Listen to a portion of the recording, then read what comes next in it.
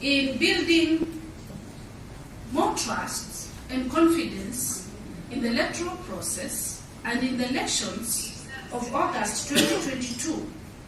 We need to talk about what we can do as duty bearers to bring hope in the country, among the citizenry, and go beyond the call of duty. Because when you talk about our mandate, that's your duty. Therefore, when we talk, we need now to speak deeper into something more that we need to do so that we address the situation in the country and the way it is. And for me, what we need to be talking about is to bring hope to Kenya, is to bring out the Kenyan spirit, to speak into the national heritage, to speak into the spirit of Kenyanness. And all the duty bearers should come together in the spirit of cooperation and not competition, so that we together can plan together and speak life to the situation in the country. Our goal, therefore, as I said, is to bring back hope to every Kenyan that cuts across gender, cuts across age, cuts across even economic status of individuals in this country.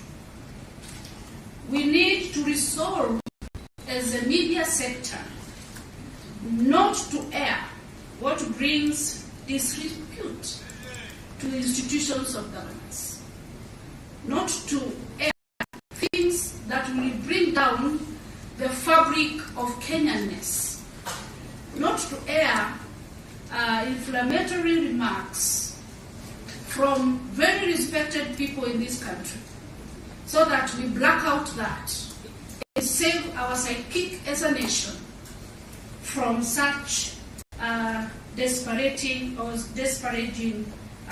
activities. We need to speak to our national heritage issue. What is being Kenyan? What are the national values that we so much pride in our constitution? We need to bring in things that will add value to the quality of life, so that we don't see Kenyans as just people to be used. We should build capacity, even for us here and in the citizenry, to enable them to make informed choices. And therefore, we need to point this country as a Kenyan media sector, point Kenya to a common, shared, prosperous, stable future. We need to do accurate reporting. We need to put things into true perspective. And we need to correct the posturing of our psyche as a nation through our reporting. We need to empower citizens with knowledge, 1, 2, with skills, and 3, with the right attitude to participate in both social and economic lives. And we also need to educate and sensitize, especially the youth of this country, the value of their vote, the connection between the value of their vote and the quality of life that they are going to lead. Therefore, I would now going to respond to the two issues about the targets we had for voter registrations, the new voter registrations. We have carried out 2 drives, and the 3rd drive is doing a continuous voter registration in our constituency offices countrywide. 2, we have not hit the target, and you're aware that this country is facing a lot of challenges. Kenyans are facing a lot of challenges. Economic hardships, hopelessness, lack of jobs. The youth have spoken that we need to set out an agenda to address those issues first before they participate. But let me go back to what I have said. We need all to go out to inform and sensitize, educate the youth, the connection between the value of their vote and the quality of life. Number two, the issue of our establishment in IEBC, especially in senior management.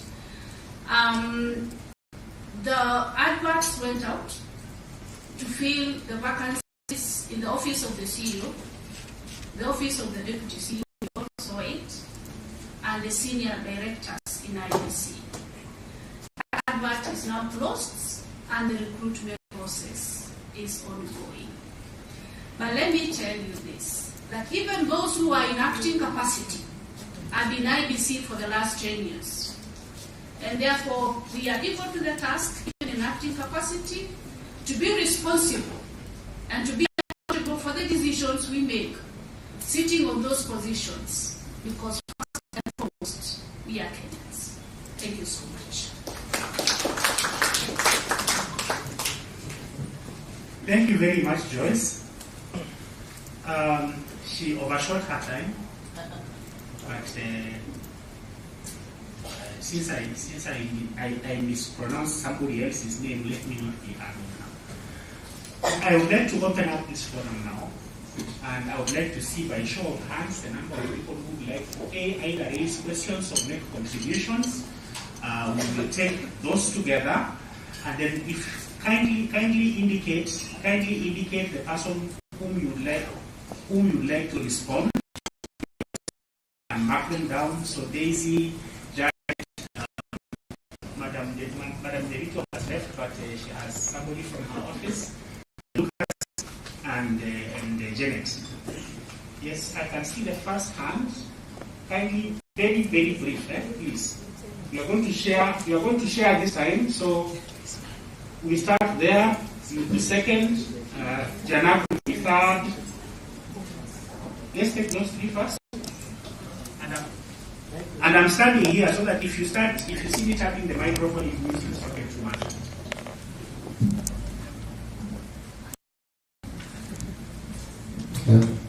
Hey, thank you, Contensi, and to all the panelists for that wonderful and insightful conversation. My question is related to Angelico. It says that the representative who is still here. So it's with regards to the issue of Kenyans finding themselves registered in political parties without consent. There's a time the registrar and the Data Protection Commissioner had a meeting with the Secretary Generals of political parties, and they were told not to hold those Kenyans without their consent. They're not interested.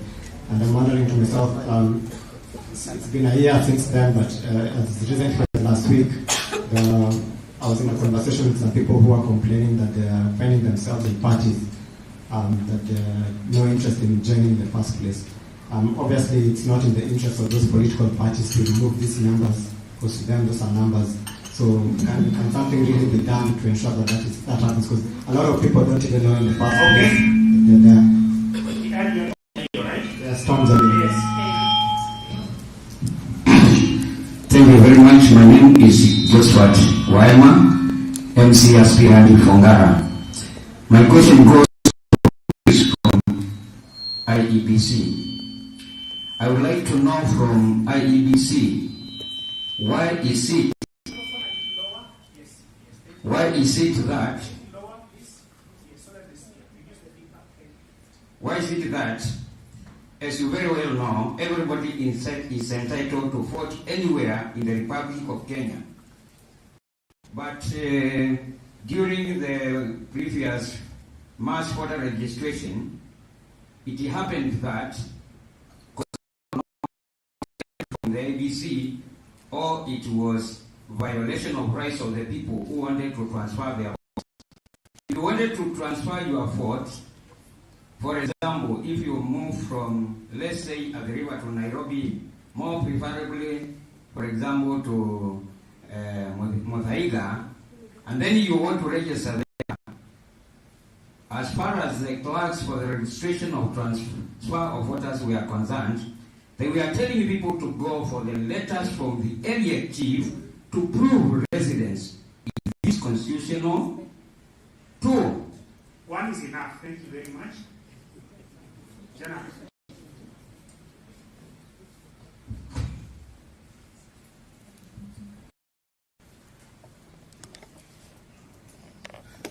Okay, mine will be general comments, but also a call for all of us to show a sense of preparedness. I think there have been discussions around the preparedness. I mean, in October last year, ourselves as KC and a number of civil society organizations and part of the media sector, we had a conference on election preparedness, and there are gaps that I think have been pointed out. My call would be that, especially within the Editors Guild and the media sector, we must prepare in a better way than it has been. I call this because of 2007. I mean, when the post-election violence happened, the media virtually folded up. It was only after the violence that people ran back to the ground. And once they ran back to the ground, then the people who were the senior guys, reporters who had taken to the field, were airlifted back to Nairobi. It was facilitated. But then the journalists who were left on the ground suffered because there was no provision for them. There was no support. So that is a point that we must begin to think about, because there are many conflict environments. And at that point, we had what we call the internally displaced journalists who have never been supported in any way. Perhaps the last thing I would like to say is that the different duty bearers, IBC, registered political parties, I think there's a lot more discussion that we need to have between now and the election period in terms of comparing notes on preparedness, so that then we close the gaps. Thank you very much. Olo Janak is the chair of the Kenya Correspondents Association. He has a very large constituency, so I need to be very careful about limiting his time. A question there, and another one there, and third. I can't see women's hands. I need to be able to hear women's voices. I'm sorry, I can't see the women. I need to see women. The Kenya Editors Guild is an equal opportunity organization. Okay, so we take those 1, 2. When they see a third one here. Okay, let's go quickly, please.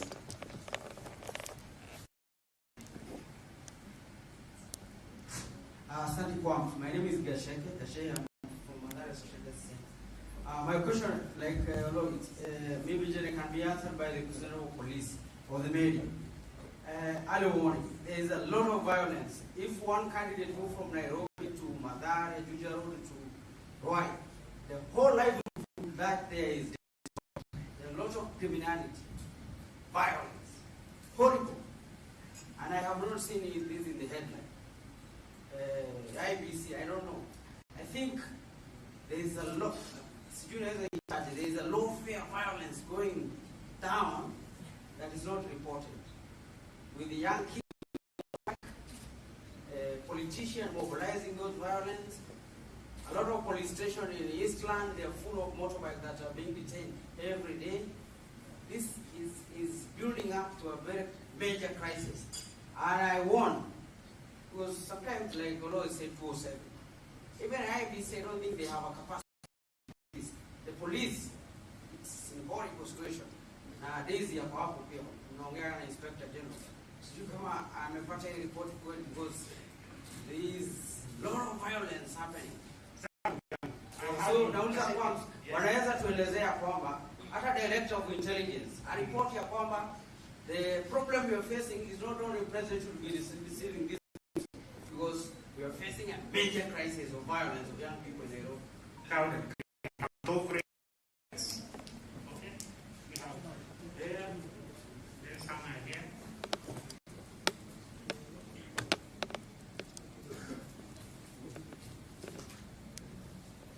Thank you. My name is Suleiman. My question goes to the Kenya Union of Journalists, SG Kodua. Raised a very important aspect of employing journalists in 290 constituencies. It's been there, but Sasa, every station reports according to their needs and according to their interests. But is it possible that we can come up with something so that what we have, yes, it's as journalists to so that at the end of the day, we tally the results, the IBC na hizi zetu tumepata kwa ground. I think it will be a very important point na itatusaidia. Thank you. Your hand up, and another one here. I'm trying to get from the Standard newspaper. My question to Editors Guild is about the safety of journalists when covering elections. In 2017, I was covering Mathare elections, constituency, and James, I'm going to interrupt you so that I ask you to speak as a journalist. Okay. Brief to the point question. okay, my question is, what is Editors Guild doing to ensure that journalists will be covering elections are secure in terms of safety, etc.? Thanks. Thank you. Pamela, we just been recruited into the panel, so you will respond. Yes?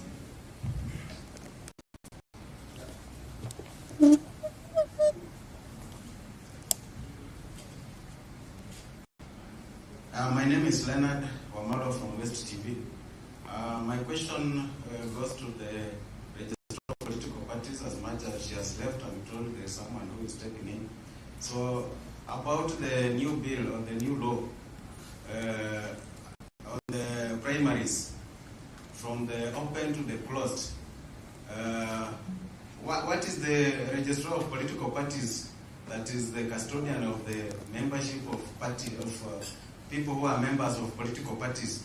What mechanisms are you going to put in place to ensure that the parties or the members who participate in each political party's primaries are strictly the members of that party? Thank you. Thank you. I think I will take those three last ones and then we will run. We take that one, we take Odhiambo, Lale, and you.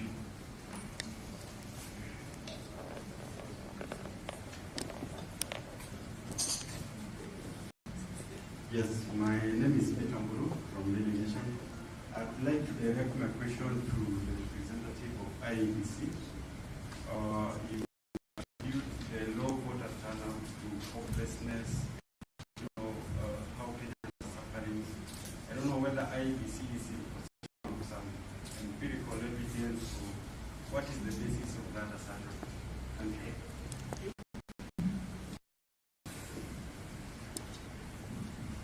You know, I realize you're called Daniel. Please speak. There's no secret here. Thank you very much. My question is to IBC.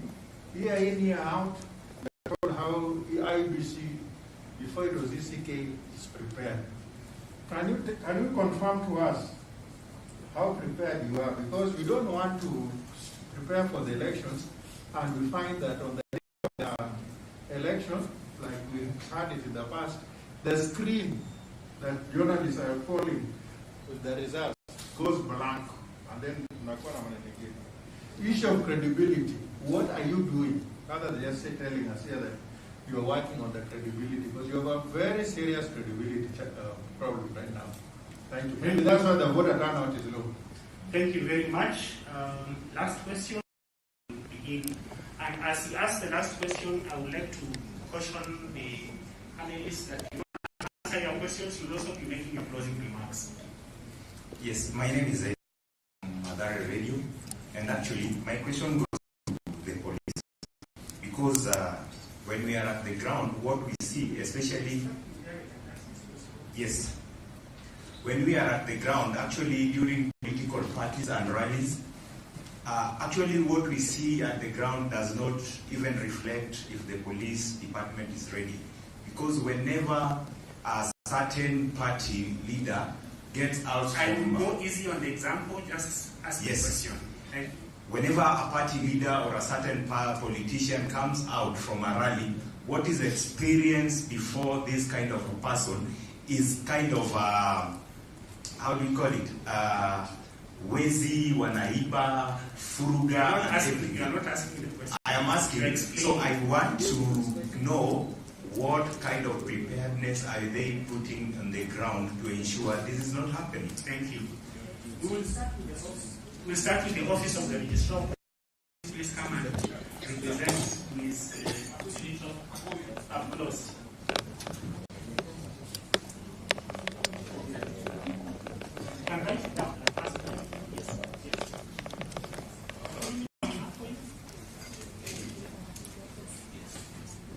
Thank you very much. My name is Mutiani Mberia. I had to step up for another engagement. Quick answers. I will start with my brother over there. What we are doing in terms of rectifying the question of recruitment without consent.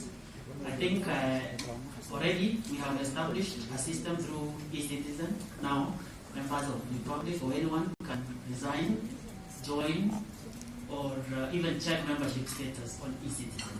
We are moving a notch higher by way of introducing a USSD code that will be up and running this week, so that one on mobile, you can just dial.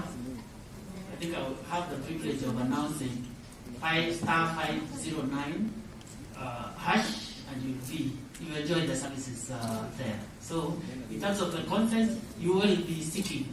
Any party will be sending a consent note to you so that you can consent or not. Thank you. On the question of certified list, it is in law right now that all parties must get a certified list of membership before nominations, precisely 7 days before the date of nominations. Thank you. I think those are the questions, and I appreciate the question. My closing remarks, my coordinator said, we call upon you. I know you are people with great responsibility and great influence, so let's be part of the bandwagon in amplifying the credible messages that we have discussed throughout the morning here in terms of, in your personal accounts, in corporate accounts, so that we build trust, as my sister in IBC has said. Thank you very much. Did you give us a short code? Yeah? Yes. Up and running *509 hash. Thank you. *509 hash. Thank you. Okay. If Joyce is ready, this would be a good opportunity to do 3 minutes.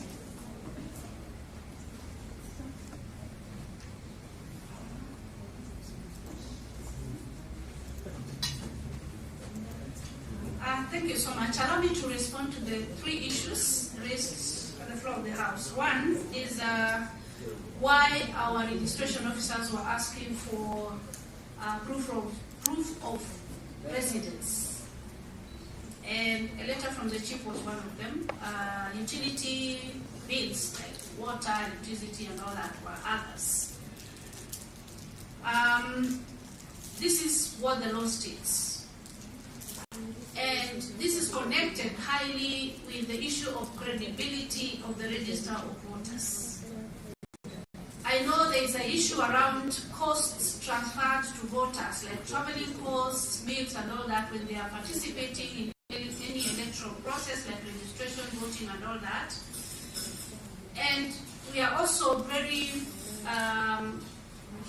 sure that Kenyans or leaders will not want to be elected, or citizens of a certain constituency will not be happy if non-residents of that constituency decides for them the kind of leader that they would want to have. So the issues of voter importation, transfers, and all that informs the spirit of asking all Kenyans wanting to transfer their voting stations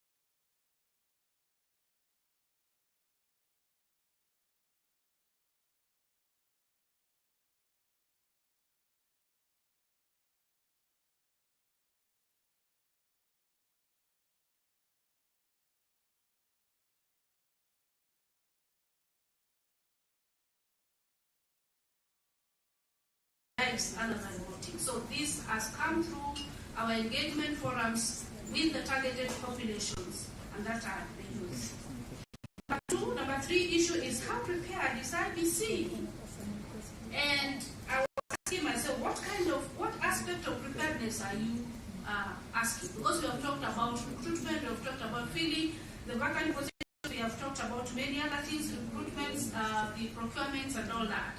But when you were talking, I got to know really the kind of aspect you wanted me to speak to as far as preparedness is concerned. It was surrounding election transmission results for the presidential election. To this I respond by saying that we have election transmission framework that we have cleaned up. We have interrogated that path and we are clear on what kind of aspects we need to talk about and to tighten as far as the transmission of election, of presidential election results will be from the polling station to the constituency, to the county, and to the national tallying center. To this, we are also training our staff on what is expected, including even the temporal staff we will be employing in terms of presiding officers, the clerks working at the polling stations. This we are keen to do. Political party agents is also another target group that we really want to have a sitting with and to agree on how we are going to introduce credibility in this process. How credible and what we're doing to improve our credibility. I want to say that credibility is an external aspect.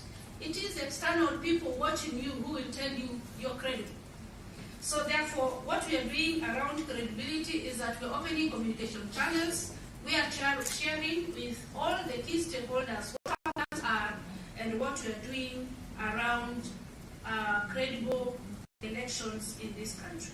And we are working with stakeholders and partners to ensure that this is also out there and well communicated, and everybody is invited at the table to have credibility introduced in all what we do. Thank you so much. Thank you, Joyce. I can't see Janet Chapia.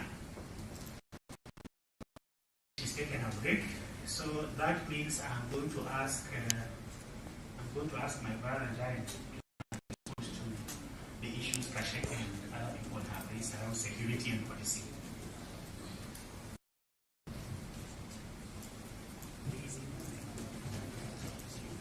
Thank you, my brother.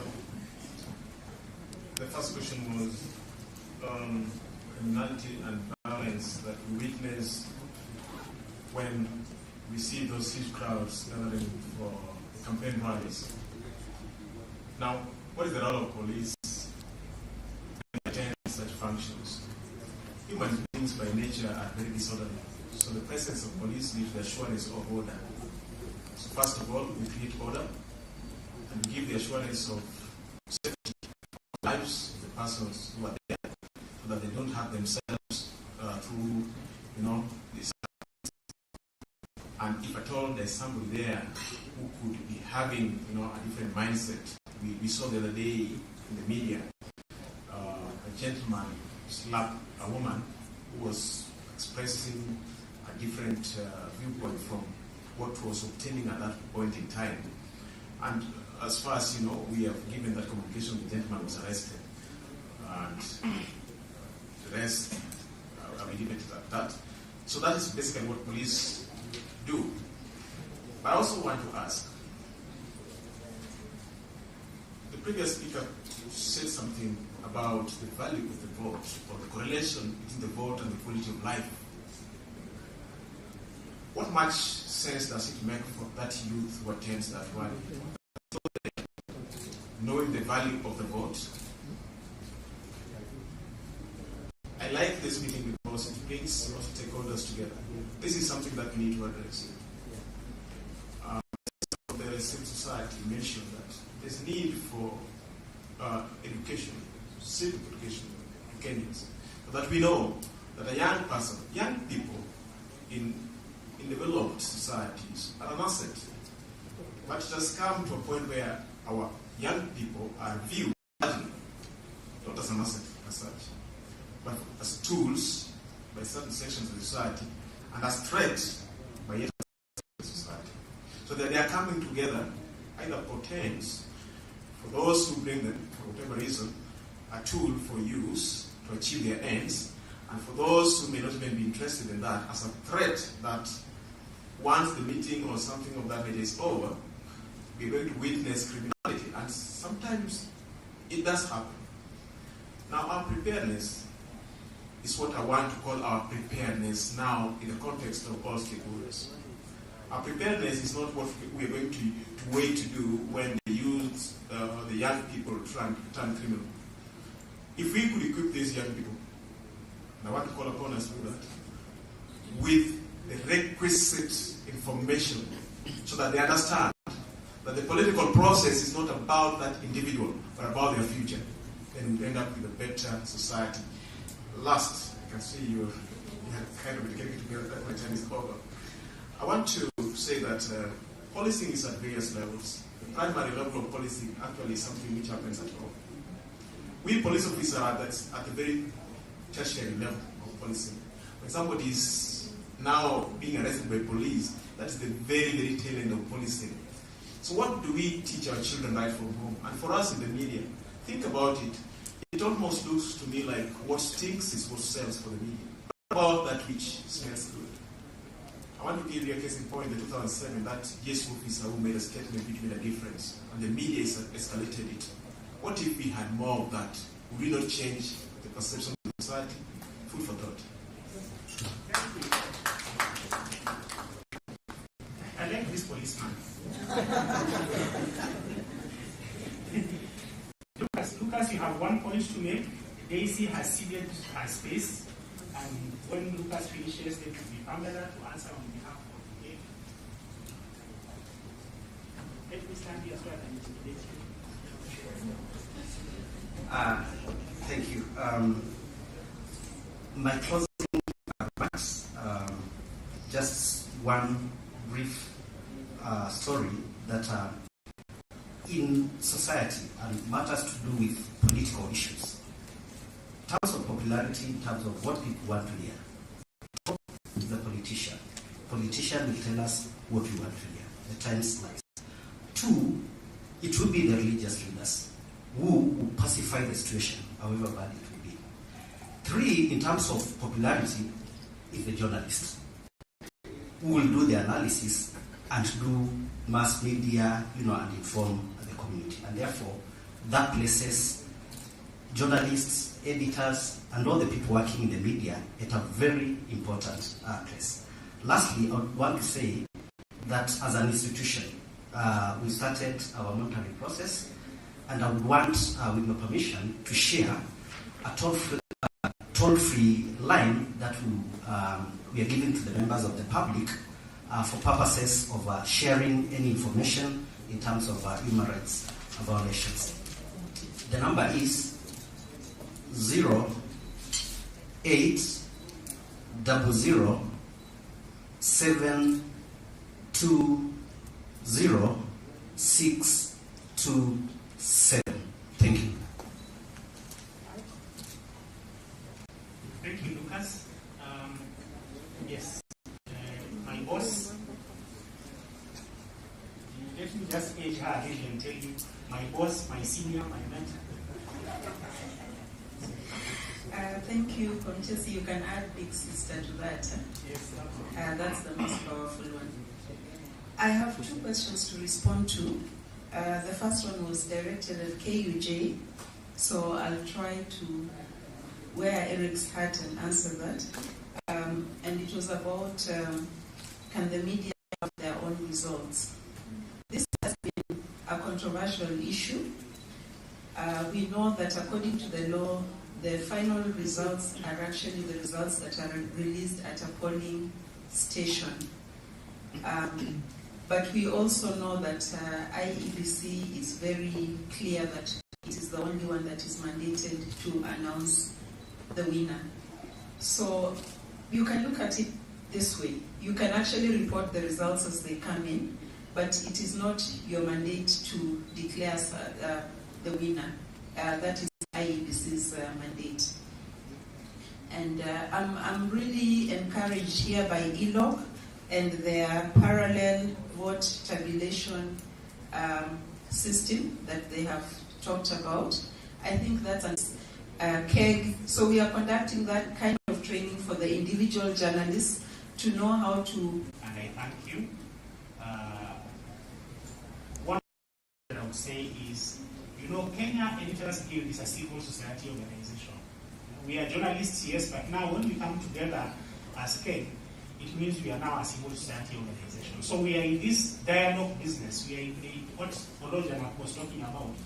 We are being a public, this is the public-facing side of journalism, where we also say we would like to perform our national duty, to do civic education, to do public information. This is just the first of a series of conversations that we hope that we are able to have. At this point, I think my duty is done, so I'm going to ask a trustee of the Kenya Editors Guild, Mr. Martin Masai, to come and do the honors. Thank you.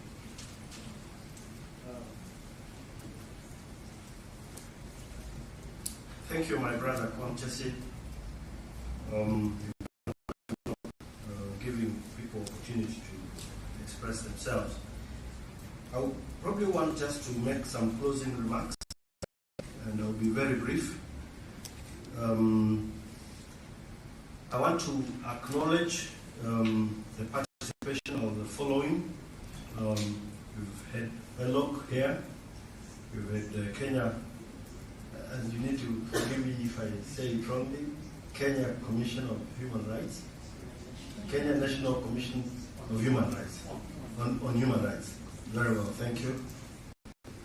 We have Daisy and Danny here with the civil society. We have Mr. Joke, National Police Service, the IEBC.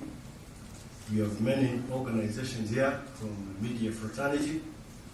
Let me say that if you are playing a match, if we assume you are preparing for a match, we have everyone in this house here. We have the referees, the umpires. We have linesmen here among us.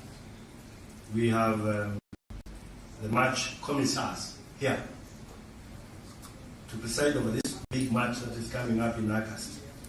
We have observers, we have players of the VAR, just in case we didn't get it right. We have the police, and I guess we also have spies here.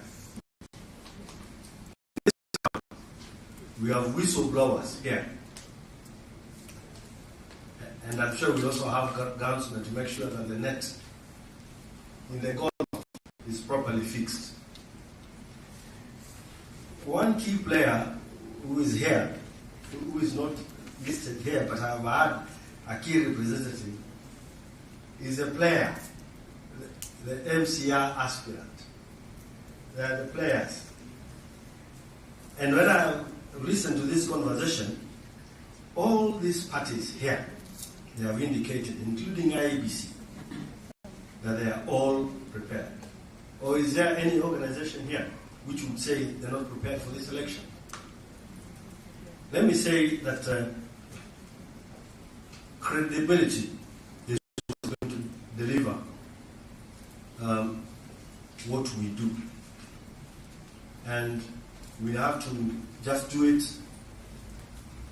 ethically. I chair the ethics committee of the Editors Guild, and I will fail if I will not say this, that we have to do what we do with honesty, with transparency, all of us. This is not just the media, including the media. Transparency, we have to show objectivity in the decisions we make. There has to be a sense of accountability, obedience to the law, really, is the main hinge. Obedience to the law. To our country, my brother, I think what journalists are doing here, we are doing this because we love this country. There is that political class which is not here, which has always made it look like media people don't like their country. when they are being told the truth. We love this country. That's why we're here. We're organizing this, and we're going to organize many more. Confidentiality when it applies. Respect for others must be key to what you're doing. And truthfulness. If what you do is underlined by those values, then, ladies and gentlemen, let's just do what we ought to do. And finally, I want to invite you for lunch. This event is hosted by the Kenya Editors Guild. And I want to identify a lady called Wendy. And I see Wendy, yes, she has lunch vouchers for all of us. You cannot be admitted without having seen her. So with those few remarks, I would want to urge you to be on your feet, standing, and we do the first stanza of the national anthem.